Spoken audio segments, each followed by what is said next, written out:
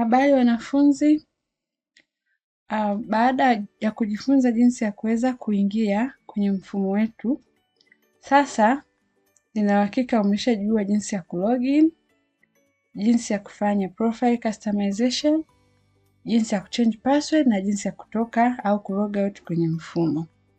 Kwa hiyo sasa ukishakuwa ndani ya mfumo, lazima ujue unatakiwa kujua na kuziona kozi zako ili uanze kusoma. Kama nilivyoelezea kwamba mfumo ni kwa ajili ya wanafunzi kuweza kujifunza. Kwa hiyo utaingia kwenye dashboard, alafu mkono wako wa kushoto utaona kuna link imeandikwa all courses, utaiclick, itakuletea sehemu ya kusearch kozi ambazo wewe unatakiwa kuzisoma. Kwa hiyo kwa mfano, sisi tunataka kusoma hii kozi, nitaitype hapo kwa kutumia course code, alafu nita search. Baada ya hapo kozi yangu inakuwa inatokea hapa, nita click, alafu nitaona kuna button ya enroll me, ambapo nikiklik hiyo button tayari nitakuwa ni mwanafunzi wa hiyo kozi. Kwa hiyo nitaiclick. Okay. Sasa unaona hapa kuna ujumbe umekuambia you are enrolled in the course. Kwa hiyo wewe tayari ni participant wa hiyo course. Baada ya hapo lazima ujue ni vitu gani unatakiwa kuvifanya ukiwa tayari uko ndani ya course. Sasa kuna vitu viwili vya kuzingatia. Kwenye huu mfumo ambao ni Udemy LMS kuna vitu kama resources and activities. Kwa upande wa resources ni yale material ambayo mwalimu anampa mwanafunzi kwa ajili ya kujifunzia. Lakini upande wa activities ni zile kazi ambazo mwalimu anampa mwanafunzi ili aweze kuangalia maendeleo ya mwanafunzi.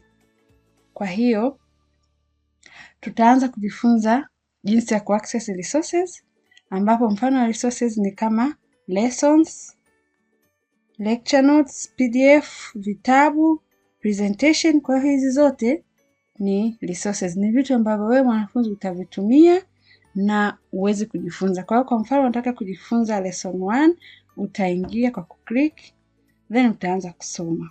Lakini kwa upande ukitaka kujifunza lesson 2 pia utarudi utaiclick lesson 2, utakuwa unasoma. Ukitaka kuclick vitabu au ukitaka kuangalia presentation utaiclick, utasoma kilicho ndani ya presentation. Hii hapa inafunguka, nadhani ni PDF file au PowerPoint. Kwa hizo zote ni resources. Kwa jinsi ya kuaccess resources ni hiyo, ni kuclick hiyo link ya hiyo resources inakupeleka moja kwa moja kwenye hiyo resources. Ikifunguka hapa unaweza ukaidownload ili uweze kusoma ukiwa offline, ukasave kazi yako, presentation yako, baadaye utasoma kwa muda wako. Sasa twende tukaangalia kitu cha muhimu zaidi ambayo ni activities. Activities ziko za aina nyingi, lakini ya kwanza kabisa ni assignment, ambapo assignment zinaweza zikawa provided kama individual work au group work, itategemeana na mwalimu. Kwa hiyo kwa mfano hapa nataka kuaccess group work ambayo ni assignment, uta-click. Ukisha click utaona kuna button ya kuadd submission, uta-click. Maana yake unakuwa umeshasoma kazi, umeshajua inahitaji kitu gani, umeshaifanya, then unataka kusubmit kazi yako. Kwa hiyo uta-click add submission button, then utaingia hapo, utakuja utafuta file, uta-upload a file, uta-choose file, maybe this one, uta-open, then uta-upload this file. Tayari file lako linakuja hapa, kisha attach, then uta-save changes. Ikishamaliza itakwambia kabisa your work has been submitted for grading. Kwa hiyo mwalimu kule anakuwa na uwezo wa kuiona. Lakini kabla ya kuona hapo utaona kuna button hizi mbili. Ya kwanza ni edit submission, ya pili ni remove submission. Kwa mfano umesubmit kazi baadaye ukagundua ina makosa, kwa hiyo unaweza ukaclick hapa ili ukaedit kazi yako. Kwa hiyo ukisha edit then utakuja unaiattach kama tulivyofanya mwanzo, uta add submission ambayo imekuwa edited, then uta save changes. Na hivyo hivyo ukitaka ku remove utakuja hapa uta click remove button, then utaendelea. Ukisha remove manake unakuja sasa inakurudisha kwenye add submission kwa sababu inaonekana bado hauja add submission. Kwa hiyo umesha remove, umefanya marekebisho, then you can add submission. Kwa hiyo hivyo ndio jinsi ambavyo unaweza ku submit your assignment.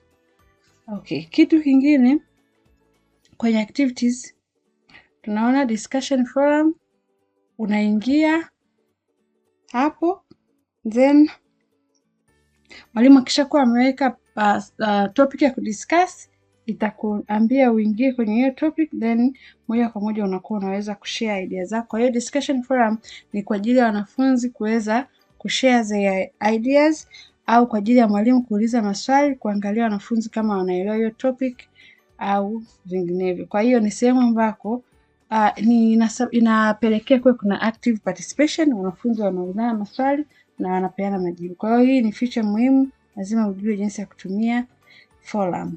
Lakini pia kuna activity nyingine ambayo ni quiz.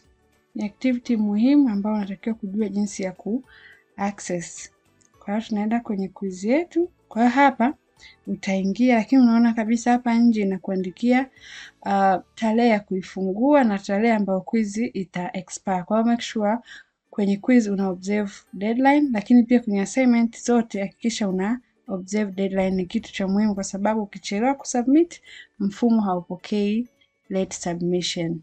Lakini kitu kingine, activity nyingine ambayo ni muhimu ni hii live lecture. Kwa hiyo kuna saa zingine mwalimu anaweza akawa yuko mbali na mazingira ya chuo, kwa hiyo anaweza akafanya live sessions. Kwa hiyo kwenye hizi live session unaweza ukaingia kwenye mfumo na ukaona kuna button, ukai-click moja kwa moja inakupeleka kwenye room ambayo mtakuwa mnafanya session. Na mkono wako kulia hapa utaona kuna join session, uta-click hapo, unakuwa tayari unaanza kuingia kwenye hiyo session. Kwa hiyo hapa live session yetu imeshafunguka na utaona hapa kuna window imefunguka hapa, inakwambia allow while visiting the site, allow this time, never allow. Kwa hiyo uta click allow while visiting this site, alafu uta join audio, ina establish connection. Baada ya kumaliza ku establish connection kuna window itafunguka, utai cancel, utai close, alafu tayari unakuwa uko ndani ya session, ndani ya ile live session. Kwa hiyo sasa kitu kingine kizuri kwenye hii session kuna public chat. Kama forum kule ambavyo ulikuwa unaweza kutype maswali na kuuliza, kwa hapa pia unaweza ukaingia ukaandika swali lako then ukalisend watu wakaliona, na mara nyingi huwa ni public chat. Kwa hiyo mwalimu anaweza akaliona swali lako, wanafunzi wako wakaliona, wakarespond kwenye kile unachokiuliza. Kwa hiyo hivyo ni jinsi rahisi ya kuweza kuingia kwenye live session. Lakini pia lazima ujue jinsi ya kutoka. Kuna button hapa mkono wako kulia imeandikwa leave, utai click then itakwambia leave session. Baada ya hapo uta click okay, unakuwa tayari umeshatoka ndani ya live session. Kwa kufikia hapo, na imani utakuwa umejifunza jinsi ya kuingia kwenye course, jinsi ya ku-access activities na jinsi ya ku-access resources. Karibu na enjoy kutumia mfumo wetu. Asante.